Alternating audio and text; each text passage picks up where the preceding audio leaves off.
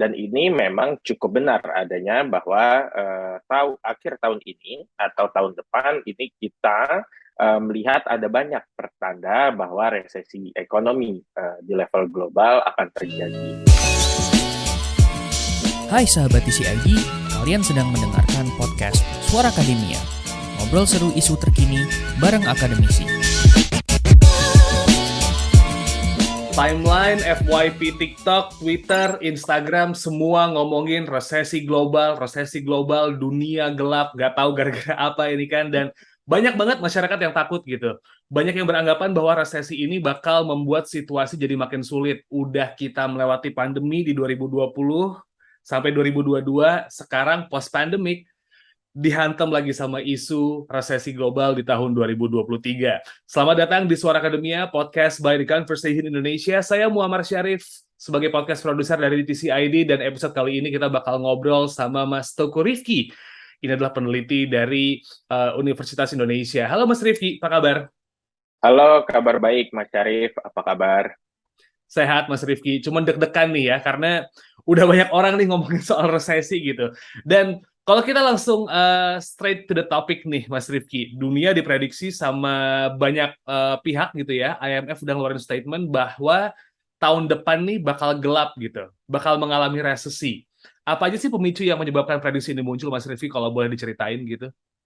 Oke, jadi secara simpel, kalau kita bicara terkait resesi, itu biasanya pasti kita mengaitkan ini dengan kondisi ekonomi, gitu. Dan kalau kita lihat, memang beberapa lembaga internasional yang mengeluarkan prediksi tentang terjadinya resesi, terjadinya perlambatan ekonomi, kontraksi global segala macam, adalah lembaga institusi internasional, utamanya seperti IMF dan World Bank. Nah, kalau dari kacamata IMF dan World Bank, memang mereka tidak lihat per negara, gitu. Jadi mereka nggak lihat satu-satu negara, tapi mereka lihat dalam level atau skop global. Dan ini memang cukup benar adanya bahwa akhir tahun ini atau tahun depan ini kita melihat ada banyak pertanda bahwa resesi ekonomi di level global akan terjadi. Pemicunya apa? Pemicunya macam-macam. Pertama, kalau kita bicara pemicu yang mungkin paling sering dibahas kali ya dari masyarakat dan dari banyak penelitian itu adalah terkait inflasi. Nah, basically apa itu inflasi? Inflasi ini adalah kalau kemudian tingkat-tingkat harga dari barang dan jasa ini kemudian meningkat, gitu. Sebetulnya cukup normal dalam kondisi perekonomian, nggak ada krisis, nggak ada pandemi, inflasi pun terjadi pada kadar tertentu. Yang kemudian membahayakan adalah kalau tingkat kenaikan harga atau tingkat inflasi ini naiknya sangat cepat dan sangat tinggi. Karena kemudian ini menggerus daya beli masyarakat. Jadi kemudian kalau harga-harga naik sangat cepat, nggak diimbangi dengan kenaikan produktivitas, nggak dinaiki dengan kenaikan tingkat upah, yang terjadi adalah daya beli masyarakat turun. Dan ini adalah salah satu hal yang membuat ini menimbulkan kewaspadaan atau kepanikan di level global. Bagaimana kemudian kalau di tahun depan ini daya beli masyarakat secara agregat turun, gitu. Tentu mereka tidak bisa memenuhi kebutuhannya seperti yang mereka penuhi dengan daya beli sekarang. Nah, ini semakin parah kalau kita bicara ke kelompok masyarakat yang daya belinya itu hanya mampu memenuhi kebutuhan dasar saja, gitu. Karena ada potensi kemudian bahkan kebutuhan dasar pun tidak bisa terpenuhi oleh mereka, gitu. Nah, di kondisi sekarang kita lihat memang kondisi global itu sangat interconnected. Jadi memang berbeda misalnya dengan katakanlah 50-100 tahun lalu, di mana kalau kita bicara kondisi ekonomi itu yang berpengaruh hanya kondisi domestik saja.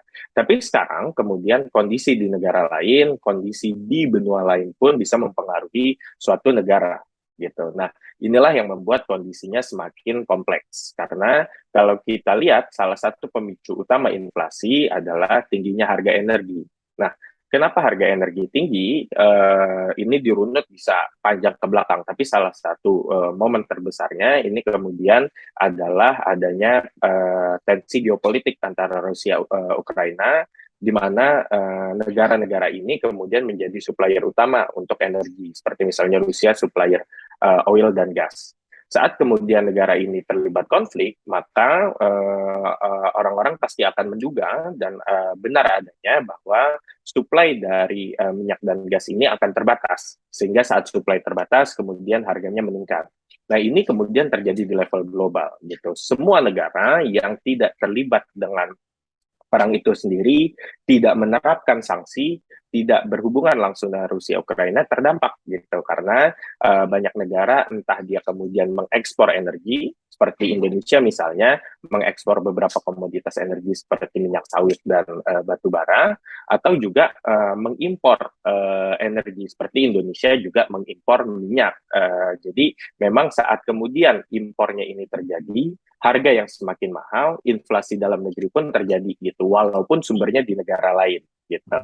Nah, kondisi ini kemudian diperparah dengan belakangan terjadinya tren depresiasi nilai tukar gitu. Jadi kita lihat misalnya kalau balik ke contoh Indonesia ini rupiah sudah menembus 15.000 bahkan mendekati 15.500. Negara lain depresiasinya lebih parah gitu. Jadi kalau kemudian nilai tukarnya terdepresiasi, maka kemudian ongkos membeli produk impor semakin mahal gitu.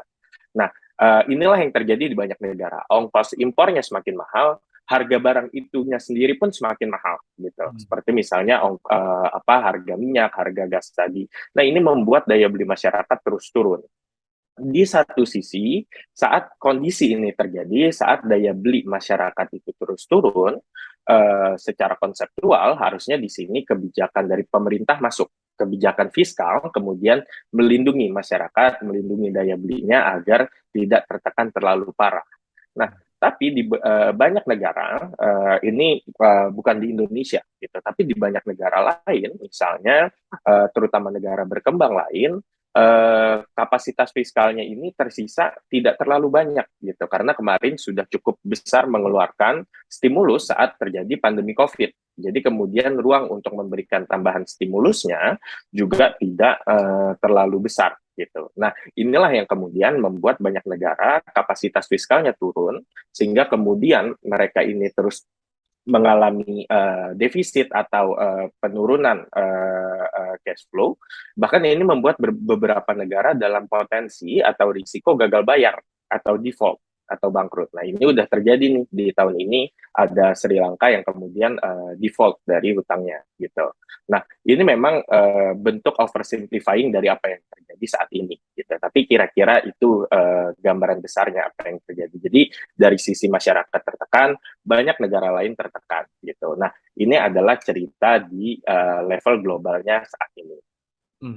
Tapi kalau kita berbicara soal skenario gitu, Mas Rifki ya, mungkin tadi salah satunya yang udah terjadi adalah kebangkrutan gitu. Sri Lanka udah mengalaminya, ya kan? Banyak negara yang ketar-ketir juga, kayak kita ngelihat Turki tiba-tiba mata uangnya anjlok, Argentina juga lumayan bahaya ya. Indonesia juga udah lumayan ketar-ketir nih di 15.000 dan udah OTW 15.500 yang isunya merembet kemana-mana. Skenario apa lagi nih Mas yang mungkin kejadian kalau memang pada akhirnya resesi 2023 yang secara global ini kejadian yang benar-benar kejadian semua yang ngerasain gitu. Oke. Mungkin sebelum kita bicara ke worst case scenario, satu hal yang perlu saya sampaikan ini adalah bahwa berbagai aspek di kondisi makroekonomi seperti inflasi, seperti resesi, seperti krisis, sebagian besar itu bersifat self-fulfilling prophecy.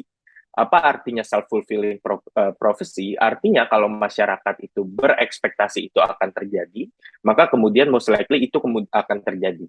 Contoh misalnya masyarakat ini merasa inflasi akan tinggi di misalnya tahun depan gitu. Misalnya tingkat harga akan tinggi di tahun depan. Maka kemudian masyarakat ini kalau misalnya pegawai biasa gitu tentu dia akan demand bahwa upah dia naik gitu.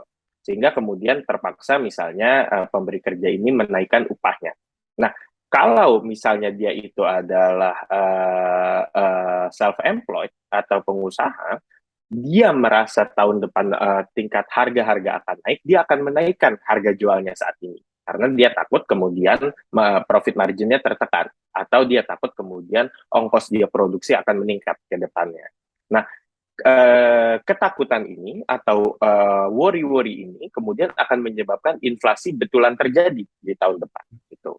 Padahal kita belum tahu apakah inflasi itu semengkhawatirkan itu atau tidak gitu. Nah, ini kalau kita bicara inflasi. Resesi pun demikian. Saat misalnya resesi, kita bicara aktivitas ekonomi yang melambat. Masyarakat yang tidak mau spending untuk melakukan aktivitasnya. Contoh misalnya kewaspadaan atau ketakutan akan resesi, bisa jadi kemudian masyarakat ini takut kalau daya belinya atau kemudian aktivitas ekonomi akan melambat di tahun depan, sehingga kemudian dia meningkatkan savingnya sekarang, gitu, meningkatkan tabungannya, dia mengurangi belanjanya sekarang. Nah, kalau ini terjadi di level agregat, semua masyarakat mengurangi konsumsinya, mengurangi aktivitas ekonominya, itulah exactly yang menyebabkan terjadinya resesi atau krisis gitu, ekonomi melambat gitu. Nah, jadi ketakutan yang berlebihan, worry yang berlebihan juga bisa menimbulkan resesi pada nature-nya itu sendiri gitu. Nah, melihat kondisi sekarang bahwa sudah banyak warning dari IMF, dari World Bank misalnya bahwa akan terjadi resesi di tahun depan, maka sangat penting untuk kita misalnya mengetahui secara objektif apa implikasinya terhadap kita misalnya. Kalau dalam konteks yang lebih besar, apa implikasinya terhadap Indonesia? Gitu. Apakah betul seserius itu atau tidak? Apakah kemudian inflasi itu setinggi itu atau tidak? Karena overestimate atau overworrying ini sendiri justru yang akan membuat Indonesia ke keadaan yang lebih worst case-nya gitu ketimbang seharusnya gitu. Jadi sebelum kita bicara worst case scenario, ini penting untuk di-highlight bahwa kita perlu memahami kondisi ini secara kedudukannya yang objektif gitu. Kalau memang kondisi Indonesia ini sedang tidak seburuk itu, maka nggak ada alasan misalnya untuk masyarakat menahan belanjanya gitu. Pun dari sisi produksi pun, kalau memang inflasinya tidak semenekan itu, tidak produktif juga, kemudian dia meningkatkan harganya terlalu tinggi gitu. Jadi kalau kita bicara di level nasional, penting untuk ke depannya kita berbicara terkait bagaimana kondisinya di konteks Indonesia. Nah, balik ke pertanyaan Mas Syarif tadi, kalau kita memang sampai ke worst case scenario, apa yang akan terjadi? Nah, tadi gitu, masyarakat akan menurun daya belinya. Kalau masyarakat daya belinya menurun, maka kemudian aktivitas ekonomi, aktivitas produksi, aktivitas bisnis juga profitnya akan turun, gitu. Salesnya akan turun. Saat salesnya turun, kemudian ini menyebabkan revenue-nya itu tidak mungkin pada kadar tertentu tidak cukup untuk menjaga tingkat produksi selevel itu. Nah, mungkin bahkan beberapa perusahaan yang profit marginnya tipis perlu melakukan layoff, gitu, sehingga kemudian menekan terjadinya pengangguran atau unemployment yang meningkat. Nah, di konteks lain dari worst case scenario, saat tadi kemudian daya beli masyarakat turun, ada beberapa kelompok masyarakat yang pada kondisi normal pun hanya mampu memenuhi kebutuhan dasar saja, gitu. Sehingga kemudian saat daya belinya terus turun, maka mungkin kebutuhan dasar pun tidak terpenuhi, gitu. Masyarakat yang tadinya misalnya tidak dikategorikan sebagai masyarakat miskin, sekarang jadi masyarakat miskin, gitu. Jadi kemiskinan meningkat, unemployment meningkat, aktivitas ekonomi turun, dan lagi-lagi mungkin masyarakat sekarang sudah lebih ada bayangan terkait krisis itu rasanya seperti apa. Kurang lebih seperti kemarin saat kita lagi di kondisi terburuknya saat pandemi gitu. Masyarakat susah nyari kerja, bisnis pun susah mencari konsumen.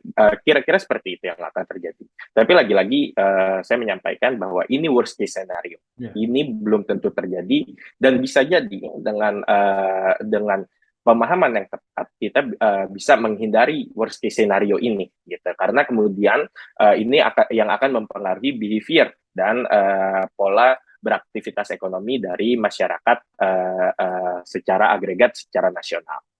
Nah, Mas Rifki, ini agak lumayan menarik. Tadi Mas Rifki nge-mention bahwa ini tuh kayak self-profiling gitu ya, dia ngebentuk dengan sendirinya gitu. Banyak banget influencer keuangan yang bilang hati-hati, ini semuanya akan gelap gitu. Kita harus menyimpan cash is the king. Tapi ada beberapa juga influencer keuangan yang beredar di internet, especially di sosmed dan juga di podcast-podcast yang lain. They're stating kalau Indonesia ini terhitung cukup aman. Kita nih dianggap resilient gitu dengan situasi ekonomi global. Ini artinya kita tuh bisa selamat dari prediksi resesi global tahun depan kah? Atau sebenarnya gimana situasi sebenarnya? Dan kalaupun emang kejadian, seberapa gede sih dampak yang bakal dirasain sama masyarakat kalau memang resesi ini terjadi dan gimana gitu? Oke. Situasi ekonomi Indonesia bakal jadi gimana gitu, Mas? Oke, mungkin ini ada dua sisi dari cerita terkait kondisi global saat ini gitu. Mungkin ada good news, ada bad news-nya gitu. Mungkin saya pertama mulai dari bad news-nya. Bad news-nya adalah kondisi kita memang tidak dalam kondisi ideal. Di seluruh negara di dunia tidak dalam kondisi ideal. Berikut dengan Indonesia gitu. Kita misalnya sedang menghadapi inflasi ini sudah di atas 5%. Normally kita mungkin di kisaran 2 sampai 4% lah, itu kondisi normal. Itu artinya inflasi kita overheating. Rupiah kita melihat juga sudah mendekati 15.500, sedangkan normally mungkin kita di kisaran 14 ribuan gitu. Nah, itu adalah realitanya sekarang. Pertanyaannya adalah apakah ini baik atau buruk gitu. Nah, buruk, relatively buruk compare dengan kondisi kita normal gitu. Tapi seluruh dunia pun sedang tidak normal gitu. Nah, kalau kita bandingkan dengan negara lain, nah di sini baru masuk cerita kita relatif baik gitu. Kita Indonesia inflasi yang biasanya 2 sampai 4%, sekarang kita 5% gitu. Negara maju seperti US, UK, Jerman, negara-negara Uni Eropa, biasanya inflasinya mendekati 0%. Hampir nggak ada inflasi, tiba-tiba sekarang inflasinya 8, 9, 10% gitu. Jadi bayangkan penurunan daya beli yang terjadi di negara sana gitu. Jadi dari biasanya 0 ke 10%, plus minus mereka naik 10% harga-harga. Kalau kita secara kasar mentranslate ini ke penurunan daya beli, kurang lebih daya beli mereka turun hampir 10% gitu. Tentu ini oversimplifikasi, tapi ini untuk menyampaikan konteks ceritanya agar mudah dipahami, kurang lebih seperti itu. Indonesia yang biasanya 24%, kita ke sekarang 5%. Ini mungkin penurunan daya beli kita, kalau diartikan ini sebagai penurunan daya beli, mungkin hanya 2-3% gitu. Jadi we are in a way better position relatively than other countries gitu. Kita melihat negara lain yang depresiasi mata uangnya, tadi Mas Syarif juga sudah sebutkan, seperti Argentina, Turki, bahkan berbagai negara Latin Amerika pun juga depresiasinya sangat tinggi gitu. Jadi kita relatifly berada di kondisi yang relatif lebih stabil, relatif lebih resilient dibandingkan negara lain. Tentu kalau kita membandingkan dengan hari-hari cerah perekonomian jauh gitu. Kita biasanya nggak lihat inflasi sampai 5%, tapi sekarang lihat inflasi sampai 5% gitu. Nah, kita relatively perform well.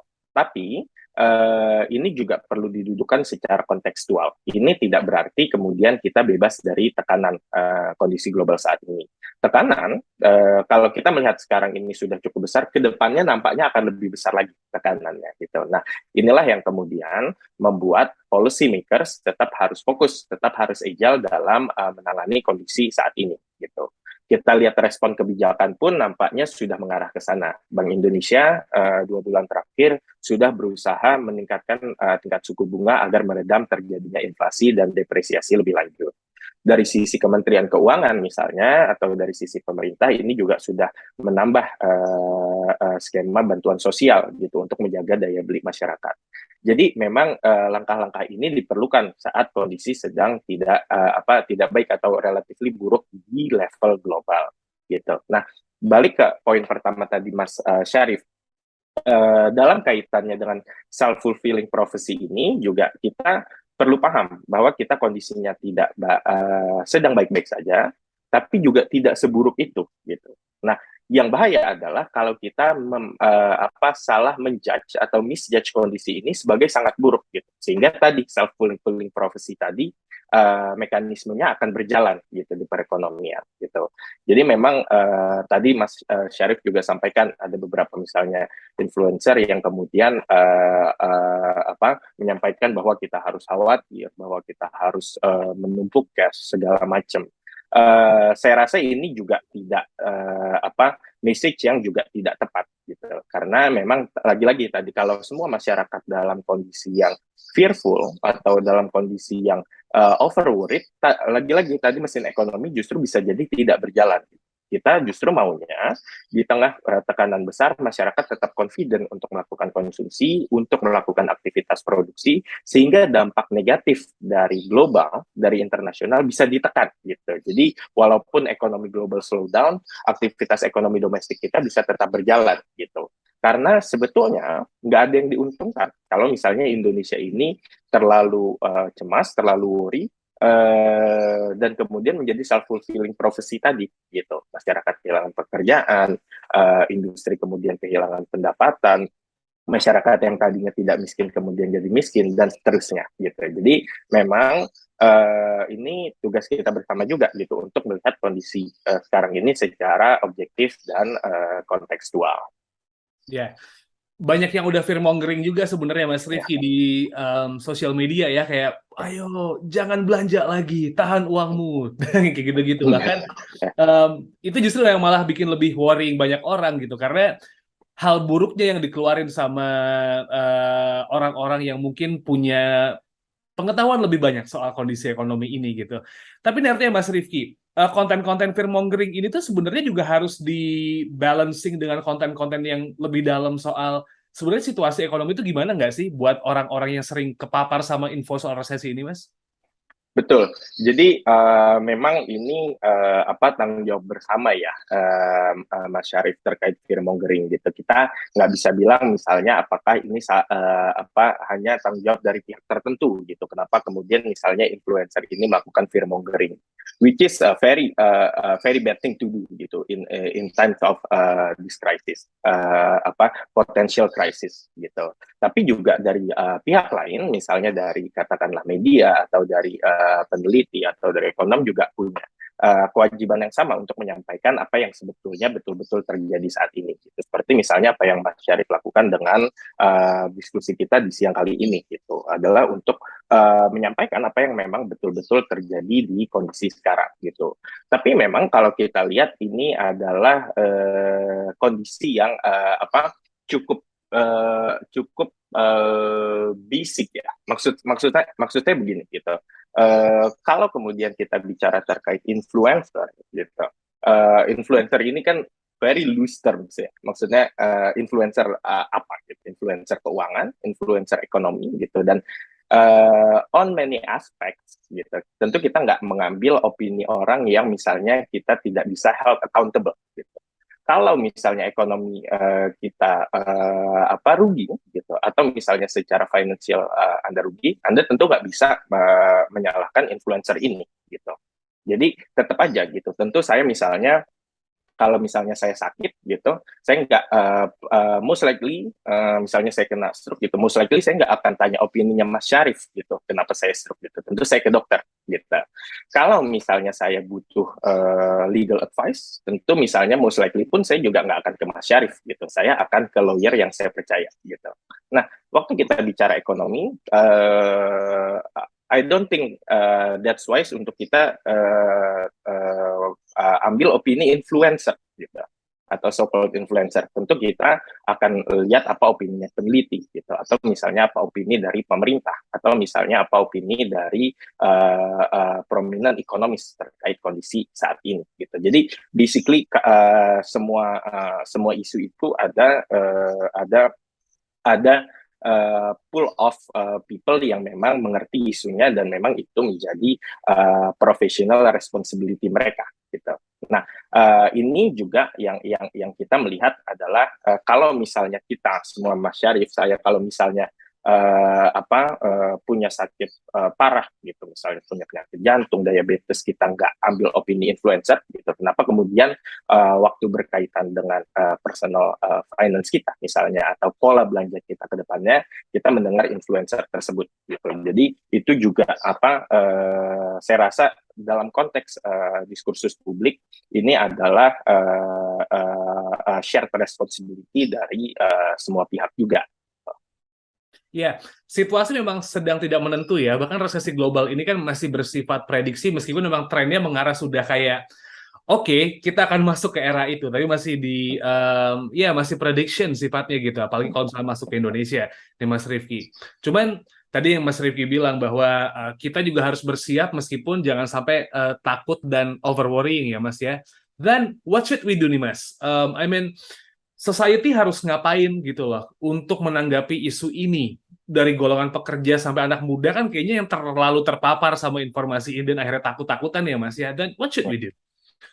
Oke, pertama gini, waktu kita bicara terkait global resesi, misalnya, ini mungkin saya paling gampang menjawab ini dengan case study, bukan case study lah, lebih ke anecdotal evidence gitu. Contoh adalah waktu misalnya krisis financial global di US tahun 2008-2009 gitu. Banyak kemudian masyarakat yang panik pada saat itu karena krisis finansial mulai terjadi gitu. Harga saham drop, harga obligasi jeblok segala macam, dan ini mempengaruhi behavior masyarakat yang nggak memegang bonds dan stok gitu. Harusnya masyarakat yang misalnya katakanlah saya nggak punya saham dan obligasi gitu, nggak ada implikasinya buat saya misalnya untuk merubah behavior consumption saya atau behavior spending saya gitu. Toh itu bukan aset yang saya pegang gitu. Dalam konteks ini, apa yang kemudian menjadi dampak langsung ke masyarakat? Kalau kemudian masyarakat ini katakanlah worry, misalnya rupiah menyentuh 15.500 gitu. Sedangkan masyarakat tersebut nggak punya saving dan spending dalam US dollar gitu. Harusnya mereka tidak terdampak, paling tidak secara langsung dari itu gitu. Apa yang kemudian mereka terdampak? Oh, mungkin kalau ini kemudian membuat harga barang-barang dalam negeri jadi lebih mahal gitu, misalnya karena ada komponen impornya, baru mereka worry gitu. Nah, tapi selama ini belum terjadi, there's no reason to be worried gitu. Lagi-lagi tadi itu ketakutan yang berlebih ini tidak baik juga gitu. Dan apa yang kemudian menjadi narasi ranah publik ini sebetulnya belum ada yang terbukti gitu. Contoh misalnya katakanlah ekonomi kita mulai melemah gitu. Datanya tidak mengindikasikan demikian gitu. Justru selama 2022 kita tumbuh jauh lebih tinggi dari ekspektasi gitu. Jadi nggak ada tanda-tanda perlambatan ekonomi. Kalau kita lihat misalnya tingkat produksi sudah mulai melambat, bahkan enggak gitu. Kalau kita lihat indeks manufaktur kita, ini kita dalam beberapa bulan terakhir masih dalam level ekspansi gitu. Jadi aktivitas produksi manufaktur pun kita juga masih ekspansif gitu. Kalau kita lihat indeks kepercayaan konsumen atau consumer confidence index, kita pun masih dalam tahap yang optimis gitu, consumer kita gitu. Jadi klaim-klaim bahwa kita ini menuju resesi nggak ada yang terlihat dari data gitu. Nah, apakah kemudian ke depannya akan terjadi ada probability gitu ekonomi kita melambat gitu. Tapi saya nggak melihat ini personally saya nggak akan melihat kita sampai resesi. So, kalau kita misalnya define resesi itu adalah pertumbuhan ekonominya itu negatif, nampaknya kita sangat jauh gitu. Kita aja tumbuhnya 5% gitu. 5%, bahkan kemarin sampai 5,44 gitu. Bahkan saya nggak melihat kita pun tumbuh sampai di level positif 3% pun saya rasa jauh gitu. Kita masih akan tumbuh di kisaran 5%, mungkin worst case-nya 4% gitu. Jadi kalau resesi itu definisinya pertumbuhannya negatif gitu, bahkan kita pertumbuhan positif level bawah pun ini masih cukup jauh gitu. Jadi betul bahwa kondisi ke depan ini nampaknya akan lebih sulit dari kondisi-kondisi sebelumnya. Tapi ada ruang yang sangat panjang atau sangat lebar antara kondisi yang kita jadi lebih buruk sekarang sampai kita di definisi resesi tersebut gitu. Itu a long way to go gitu. Jadi ini adalah hal juga yang perlu dipahami oleh masyarakat luas gitu, bahwa ya kondisi kita mungkin di bawah ideal, di bawah kondisi optimum, tapi di bawah kondisi optimum tersebut sampai resesi itu nampaknya quite unlikely gitu. Dan kalau kita memahami itu, berarti kita masih dalam tahap ekonominya yang relatif solid gitu. Saat negara lain resesi, kita masih bisa tumbuh konsumsi rumah tangganya, tumbuh aktivitas produksinya, dan tumbuh perputaran uangnya gitu. Nah, inilah yang harusnya terus berlanjut di tengah tekanan agar untuk meminimalisir dampak potensi akibat resesi di level global tadi ke perekonomian domestik kita gitu. Oke, jadi jangan over worrying ya, jangan gampang kemakan sama konten-konten yang mungkin sebenarnya nggak segitunya jadi kunci buat masyarakat dari isu resesi global ini, Mas Rifki ya. Iya, dan begini, peneliti ekonomi dan ekonom, it's their job to worry, gitu. They are paid to be worried, gitu. Saat ekonomi misalnya baik-baik saja, it is their job to actually identify apa nih potensi disrupsi atau apa potensi krisis atau potensi perlambatan ekonomi, gitu. It's actually their professional job untuk identify potensi sumber-sumber krisis di masing-masing negara gitu. Nah, if they don't think kita seburuk itu gitu, that's the opinion you should take gitu. Dan even in good times pun, they are the people who are usually worried gitu. So, but they tend to be objective about the condition gitu. Jadi memang lagi-lagi kita perlu melihat dan tetap perlu vigilant gitu. Kalau ada indikasi kita mengarah ke resesi atau worst case scenario, saya cukup yakin those researchers, those economists are the first people who's gonna tell you that we are not actually okay gitu. Ya, jangan malah fear-mongering orang terus nawarin kelas ya Mas ya. Begini cara betul. That's very harmful gitu. Iya. Oke, Mas Rifki, for all of the discussions yang kita lakuin kali ini nih Mas, ada yang ingin disampaikan lagi kah mungkin ke Sobat Isi ID dan juga mungkin orang yang dengerin podcast kita kali ini Mas Rifki? Oke. Nampaknya apa yang menjadi poin utama dari kondisi saat ini sudah disampaikan Mas Syarif dari diskusi-diskusi sebelumnya. Tapi saya hanya ingin mengeko atau mereiterate tidak bosan-bosannya bahwa kondisi kita ini bukan saya bilang kita harus tetap optimis gitu. At least be very objective about it gitu. If we are in a relatively good condition, gitu, take it as your reality, gitu. And if you are not in a very good position, take that as reality. But those reality have to be based on expert opinion, facts, and data, gitu. Don't listen to people who's not their expertise, gitu, who got nothing to lose if things go very wrong. And most likely for their personal need gitu. Again, you would seek professional help if you're sick. You would seek professional help if you're in legal problem. Then you should listen to the professional opinion on this topic as well gitu. Karena kalau enggak, lagi-lagi tadi, if we are heading toward the worst condition, mungkin nggak akan berdampak langsung ke masing-masing orang. Mungkin ke Mas Syarif nggak berdampak langsung, mungkin ke saya nggak berdampak langsung. Tapi out there akan ada orang-orang yang jatuh ke level kemiskinan gitu. Ada orang-orang yang akan kehilangan pekerjaannya. Ada orang-orang yang kalau inflasi ini kemudian self-fulfilling akan nggak bisa memenuhi kebutuhan dasarnya gitu. So think about those gitu. If you don't know what's going on, and you take someone's opinion, just think about what your behavior and your belief on this economic condition could be very harmful for certain groups of people. Gitu. Mungkin itu kali ya, Mas Syarif. Cari informasi yang pas, tetap siaga, meskipun kondisinya juga lagi nggak kelihatan bagus ya, masih semuanya abu-abu. Intinya tetap, ya jalankan biasa aja, tapi jangan sampai nggak waspada, gitu ya Mas Rifki ya? Ya, betul Mas Syarif. Oke, kalau gitu thank you so much Mas Rifki dari LPEM UI buat obrolan kali ini. Semoga cukup menjawab banyak ketakutan orang soal isu resesi global 2023. Self-fulfilling ini sih yang jadi kunci sebenarnya buat banyak orang. Jadi buat nggak yang, kita makan sehari sekali aja, duit harus kita pegang. Nggak, belanja mah belanja aja buat kebutuhan pokok ya Mas Ya, Rifki. Ya. ya, ya. Betul, Oke, betul, betul.